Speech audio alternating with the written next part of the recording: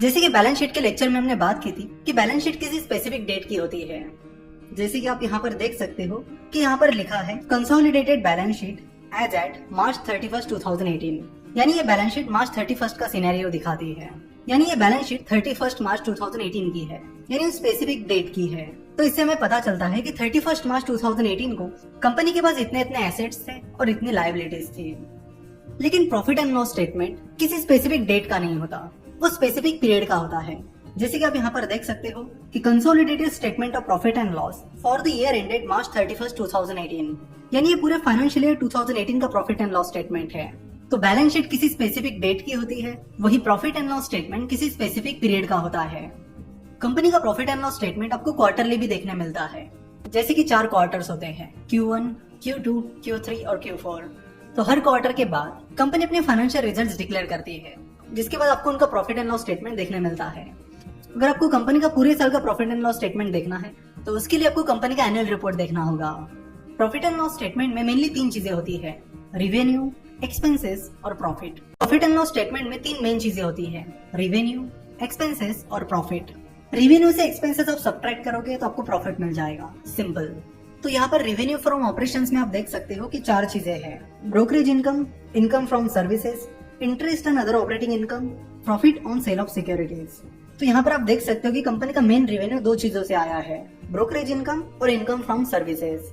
Company का stock broking का भी काम है।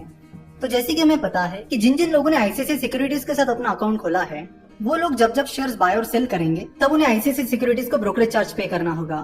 तो ब्रोकरेज इनकम आईसीआईसीआई सिक्योरिटीज का सबसे बड़ा इनकम सोर्स है। फाइनेंशियल ईयर 2018 में कंपनी को 1024 करोड़ का रेवेन्यू सिर्फ ब्रोकरेज इनकम से आया है।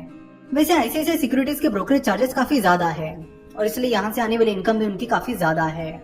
ब्रोकरेज इनकम के बाद इनकम फ्रॉम सर्विसेज से कंपनी को अच्छा खासा रेवेन्यू आ जाता है।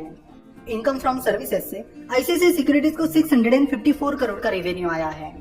स्टॉक ब्रोकिंग के साथ ही कंपनी का इन्वेस्टमेंट बैंकिंग का भी काम है, तो इन्वेस्टमेंट बैंकिंग से भी कंपनी को अच्छा खासा पैसा मिल जाता है। उसके बाद आता है interest and other operating income. उसके आगे लिखा है नोट नंबर 22। तो नोट नंबर 22 चेक करने के बाद हमें पता चलता है कि कंपनी की जो फिक्स डिपॉजिट है और बाकी जो एडवांस और डिपॉजिट्स हैं, उन पर कंपनी को कुछ इंटरेस्ट मिला है। नेक्स्ट है profit on sale of securities, यानी कंपनी ने अपनी जो इन्वेस्टमेंट्स है उन्हें बेचकर कितना प्रॉफिट कमाया है। तो यहाँ पर कंपनी का मेन रेवेन्यू ब्रोकरेज इनकम और इनकम फ्रॉम सर्विसेज है। इस पर आप ध्यान रखिए, क्योंकि जब आगे चलकर हम कंपनी का वैल्यूएशन निकालेंगे तभी इन चीजों पर हमें स्पेशल ध्यान देना होगा।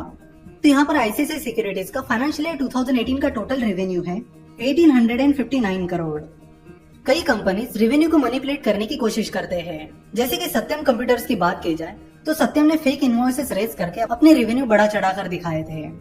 सो जब भी हम रेवेन्यू देखते हैं तब उसके साथ ही हमें कंपनी का कैश फ्लो स्टेटमेंट भी देखना चाहिए, क्योंकि रेवेन्यू को मैनिपुलेट करना तो आसान है पर कैश फ्लो स्टेटमेंट को मैनिपुलेट करना उतना आसान नहीं है।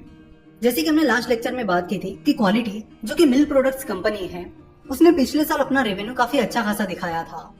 लेकिन कंपनी का कैश फ्लो स्टेटमेंट देखकर ऐसा लग रहा था कि कंपनी ने अपना रेवेन्यू काफी ज्यादा दिखाया है। बाद में जब सब लोग कंपनी पर डाउट करने लगे तब कंपनी ने बताया कि उनका ज्यादातर रेवेन्यू कैश रिसीवेबल था, जो कि वो रिसीव नहीं कर पाए। तो ऐसी चीजों से बचने के लिए आपको कंपनी का रेवेन्यू और कैश फ्लो स्टेटमेंट साथ साथ देखना होगा। प्रॉफिट एंड लॉस स्टेटमेंट के बाद हम कैश फ्लो स्टेटमेंट की ही बात करेंगे और तब हम इस चीज पर डिटेल में बात करेंगे। रेवेन्यू के बाद आते हैं एक्सपेंसेस। तो कंपनी के एक्सपेंसेस के अंडर आता है employee benefit expenses, operating expenses, finance cost, depreciation and amortisation expense, other expenses. इन सारे एक्सपेंसेस के आगे नोट्स लिखी है, तो नोट्स चेक करना बहुत जरूरी है। एम्प्लॉय बेनिफिट एक्सपेंसेस में आता है कंपनी के एम्प्लॉयज की salary, bonus, gratuity etcetera. Operating expenses में आप देख सकते हो कि कंपनी के कॉल सेंटर के charges, transaction charges, stamp duty, ये सारी चीजें इंक्लूड है।